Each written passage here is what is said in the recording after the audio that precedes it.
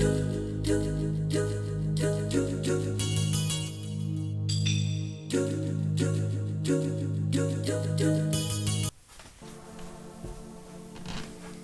Lenovo X230, a sleek little laptop that I bought to take with me on the road. But due to certain circumstances, it has not been used on the road a whole lot. I have, however, played a lot of games on it, and out of my 3 main PCs, it's probably the one I play games on the most. And as I've been doing that, I found out that it isn't completely bad spec-wise. It can play anything older than a 10-year-old AAA game without any issues, which is about as high spec as Randolph games go, so it more than meets my demands. But low spec gaming can be a bit of a jungle, there are a lot of surprises to it. Games you thought would be low spec aren't, and games you thought would definitely be high spec are surprisingly not. But I've done the legwork, I've done the research, I've compiled a list. A list of low spec games for low spec computers. Let's get into it.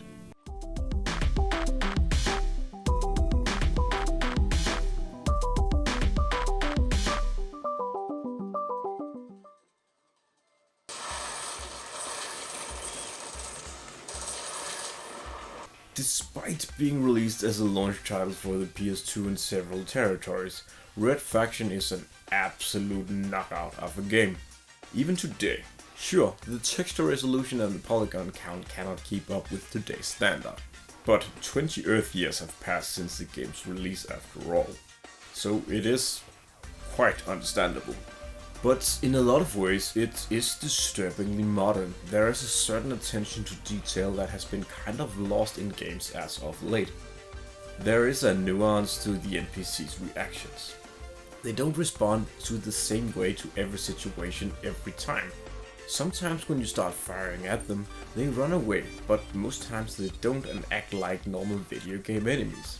But it's that thing where they sometimes flee or sometimes shout a rap voice line that makes them seem real. And then there are the animations. Everything in the game is animated. Every different button has a unique sound and animation.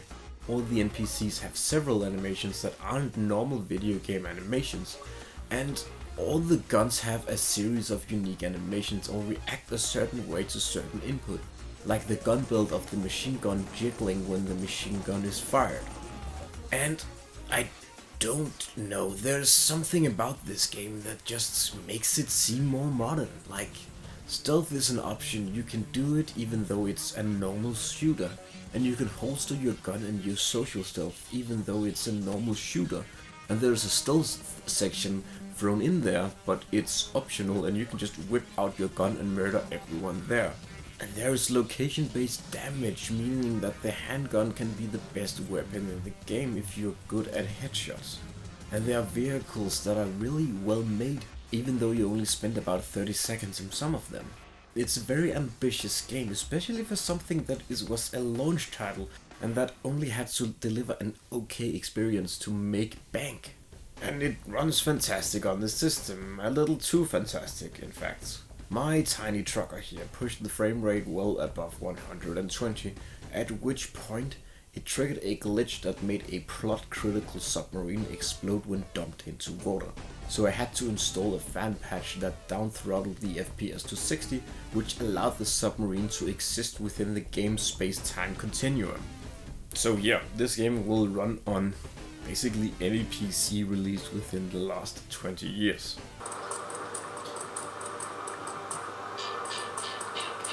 Successfully kickstarted and released in 2013, Shadowrun Returns is what it says right there on the title.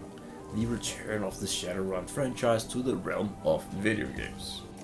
My entry into the series was the SNES game when I was in my teens and early 20s, on a journey through the NES and SNES library to relive a period of gaming that I was barely alive for.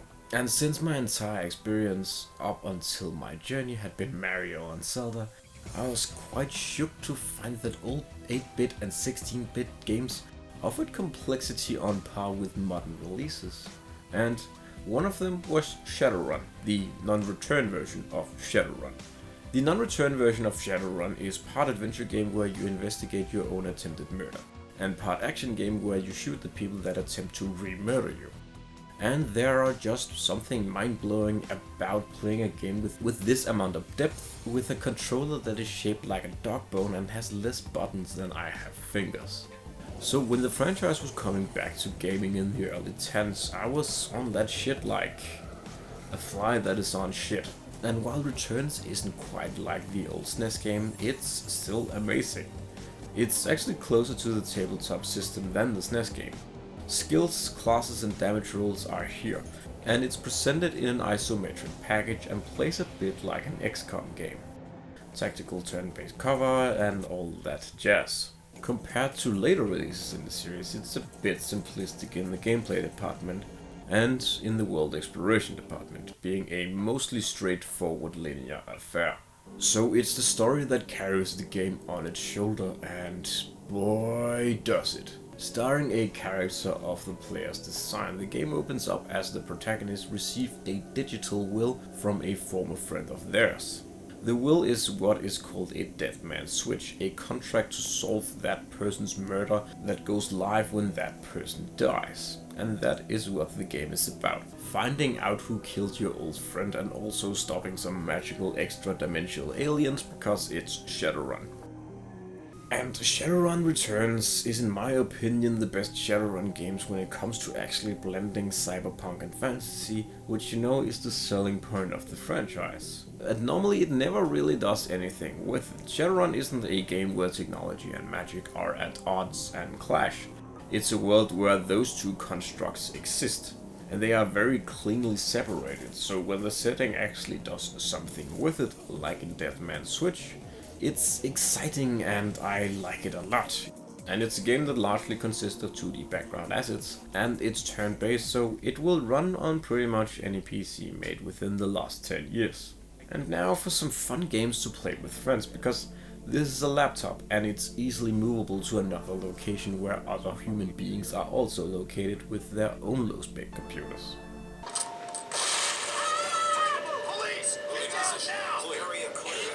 One of my all-time favorite classic go-to co-op games, and a game that I have been playing for the better part of 2 decades now, is SWAT 4. It's unfortunately just a bit of a hidden gem, as I've introduced it to at least 10 to 20 different people that had either never heard of it or never played it. But the sort of fun thing about it is that I have never introduced anyone to it that didn't like it. It's just that good. If you are like those people that have never heard about it, let me introduce you. In SWAT 4 you play as a SWAT commander, and you and your team, which is either comprised of AIs or human players. And you and that team of either AI or human players then get dumped into a level where there are hostiles and hostages. You must then bring order to chaos by neutralizing and or arresting the hostiles and avoid harming the hostages. You are then at the end of the level judged on how well you did. Securing evidence and taking down hostiles with non-lethal means gives you more points than going in guns blazing. Yes, in stark contrast to real life America, this game actually punishes you for murdering unarmed civilians, and it expects you to act like a professional and de-escalate situations by using appropriate force to match the situation. How things have changed in the last 15 years. Graphically it looks like a Source game, so if your computer can run Half-Life 2, it can definitely run this.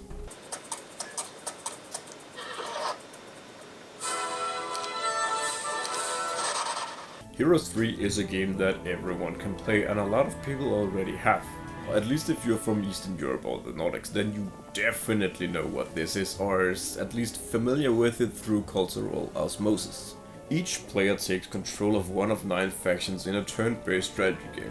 Each player gets a turn, and during that turn they can upgrade or buy one building, purchase the units that are available from the garrison, move their heroes around the overworld a certain amount of steps to secure resources, explore, fight monsters or fight other players, or take their castles. Unlike SWAT 4, it's an insanely long-winded game, and each match can take days, so it's not the kind of game I physically play with my friends. It's one that I play online with them when I have a week of free time to kill. And thanks to the game being released in 1998 and relying completely on 2D sprites, I can play it on pretty much any Windows machine ever made.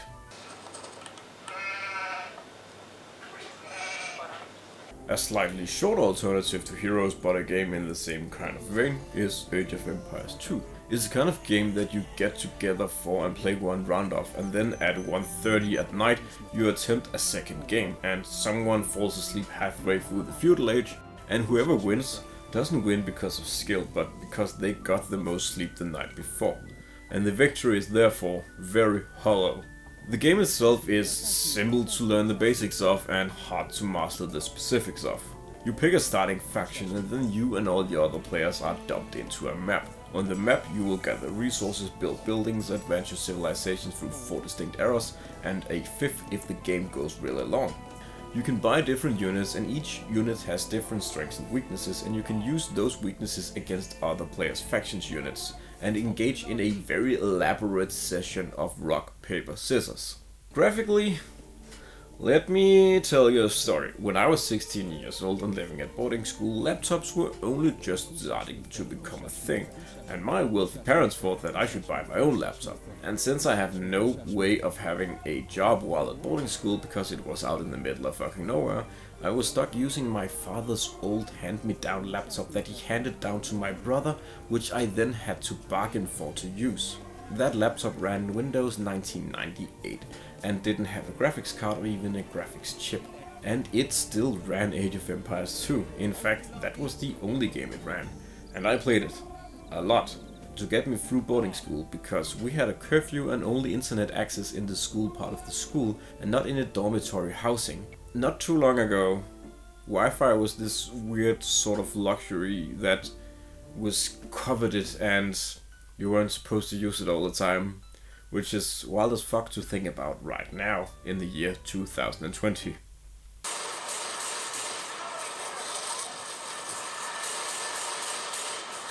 To return to simpler times and shorter play sessions, let's round up our co-op talk with Left 4 Dead. You and 3 friends play as the 4 characters, and you must then make your way through various landscapes under constant assault by zombies. The game is nicely divided into campaigns, and each campaign divided into 4 levels. There is an order to go through them in, but it's not set in stone, and you have to be kind of a die-hard fan to make sense of how the campaigns tie into each other. But it's purposefully done that way, so that you can tackle any campaign in any order and have a great time with your friends. And speaking of friends, I got Mr. Wild Potato Industries to tell you about some of his favorite low-spec games. So, take it away, Devin. I'm going surfing.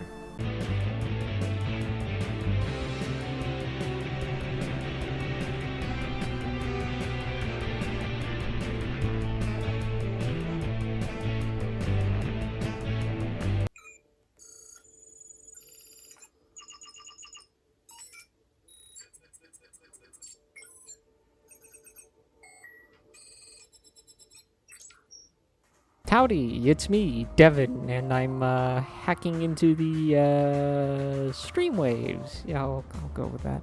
To tell you that a good portion of Looking Glass's games are well worth playing, and because they're old as dirt, they'll run on just about anything.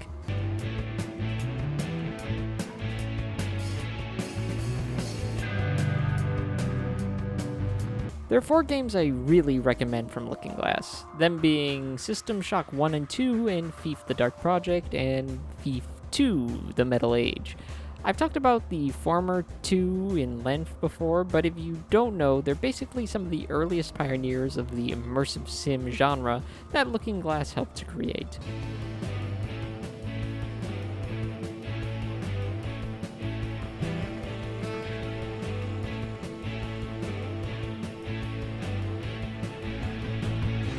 They're like a fusion of RPG, FPS, and horror games that still feel modern in their approach, even if their graphics and control layouts don't.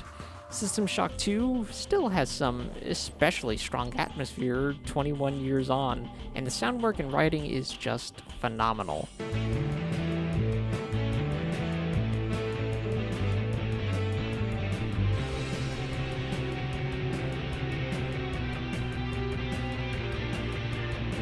Night Dive also did a great job of making these two playable on modern operating systems, with System Shock 1 getting a whole source port makeover.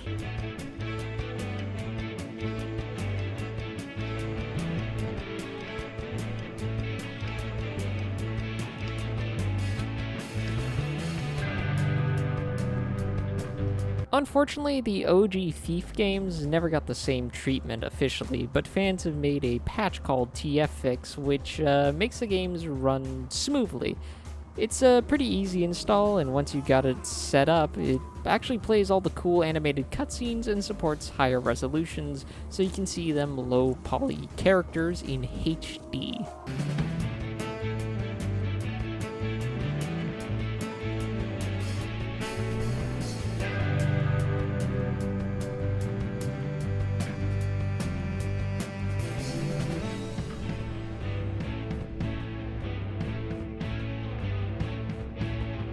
If you haven't played the Thief games before, they're kind of like the pinnacle of stealth games.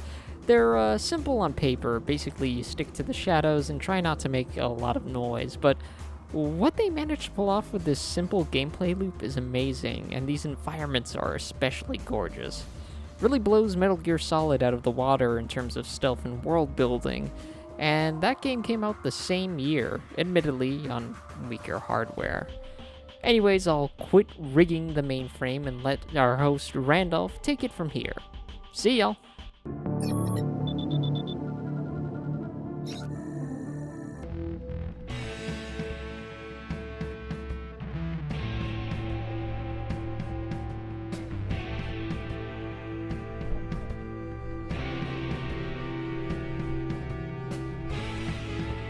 Well, thank you for that, Devin. Let's round out the video by talking about 3 of my favorite deep dive RPGs.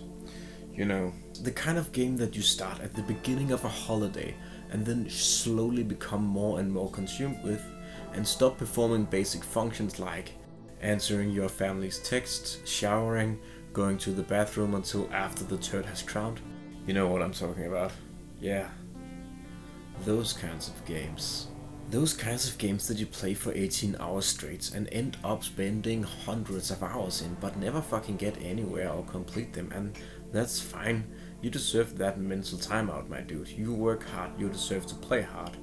So here are 3 of those kinds of games that you can load up on a tiny laptop and bring with you on vacation.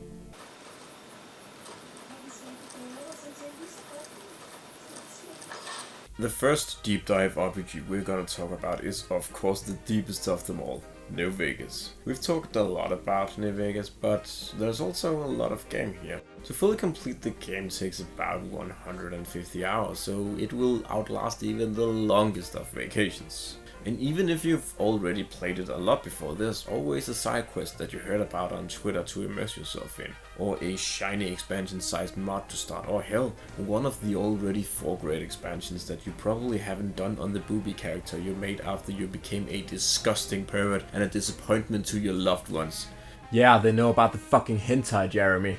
On the tiny laptop, I play this a lot. It's so easy to boot up, and I can do a side quest and then turn it off and then realize that I've killed about 4 hours. It's so easy to play it on this laptop that gameplay from several of my second run videos have actually been captured on this thing. And it's powerful enough that I can even run OBS and capture it at a decent 720p resolution. I just love to give you funny feelings all night, sweetheart, but I really must trouble with some business. We'll reunite sweet and soon, I promise. Another game that I love equally, but a very different game, is the ill-fated third child of the ill-fated Troika games.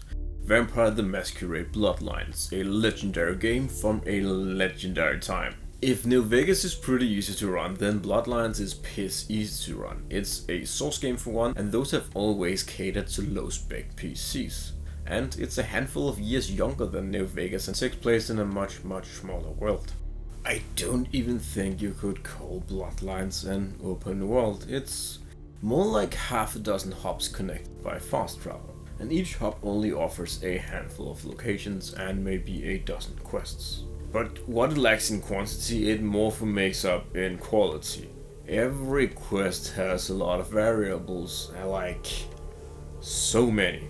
And making just the slightest change to your character at any point opens up a dozen new ways to approach quests that you didn't know about before. It's really good, and it takes place in a sexy modern day vampire world and deals with juicy vampire politics, and there are juicy vampire ladies with big titties. And I don't mind that. Especially not when it's trapped within such an excellent package of a game. And oh yeah, there's a porn store in the game as well, and the guy who owns it, he's a hoot. And we got everything you'll ever need. Softcore, hardcore, gay, straight, farm, or furry. We got shockers, shivers, self-lubricators, and strap-ons. Chains, crops, and canes are in the back next to the triple ripples. Like I said, we got it all. Reminds me of how porn stores used to be in the good old days.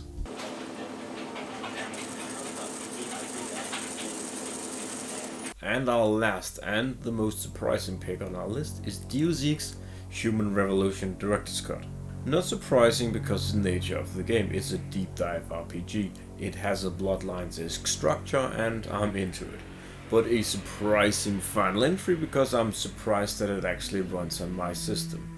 Yeah, sure, HR Proper is a 9-year-old game, but the Director's Cut is the spruced up 2013 port. And while that was 7 years ago, it was kind of a beast graphically when it came out, and I think my X230 might be of a similar age. So when I booted it up and it ran at a steady 30-ish FPS, I was surprised. Like, look how itty bitty this little thing is. I've already mentioned New Vegas and its post-apocalyptic setting, Bloodlines and its modern fantasy setting, and Deus Ex with its cyberpunk setting rounds out the holy trinity of my favorite anime fetish RPG settings. The game opens up as Adam Jensen, security chief of Seraph Industries, and our protag man is going over a presentation with his ex-girlfriend Megan, who is the chief science officer at Seraph Industries. As the discussion concludes, Megan heads off to the lab and Adam heads up to talk to the big boss man himself, Seraph's son. But while talking to Seraph, the building is then attacked by mercenaries and Adam springs into action and shoots the bad guys and attempts to rescue Megan, only to be thrown through a wall by a cybernetically enhanced mercenaries, and watched helplessly as Megan is then murdered by that merc. 6 months later, and an assload of reconstructive surgeries, a now cybernetically enhanced Adam is called into work because Seraph Industries is once again under attack. However, this time it's just some anti-augmentation terrorists who have broken into a Seraph experimentation lab. Adam is then airdropped into the facility, and here the game begins proper. Like every other deep dive RPG, you can choose how Adam goes about completing his mission. The objectives of the game are usually pretty simple, like make your way through a facility and also pick up a sample of new tech like in this one. It is up to you to pick the skills you want Adam to have and the weapons that he should use, and then use those weapons to make it through the level. I'm on the game's highest difficulty, aka give me Deus Ex, so I'm gonna go with a less than lethal approach for this run. And use this trank gun here to take down the thug and then make it past this section completely undetected and without setting off any alarms. The really cool thing? You can work your way through the entire game without ever setting off an alarm and getting spotted. And there is an achievement for that. That's crazy, man. The game isn't all levels either. About 2/5 of the game are spent in one of two hub zones that the game has to offer: Detroit, USA, and the man-made city of Hangzhou, China. Here, things become a lot more traditionally RPG-like. There are shops, quests, and collectibles, and I love these bits of the game on the harder difficulty because you get to experiment a little with the game's mechanics without it having to be a fail scenario that attracts 20 armed guards that turn you into salami with their big bad guy guns.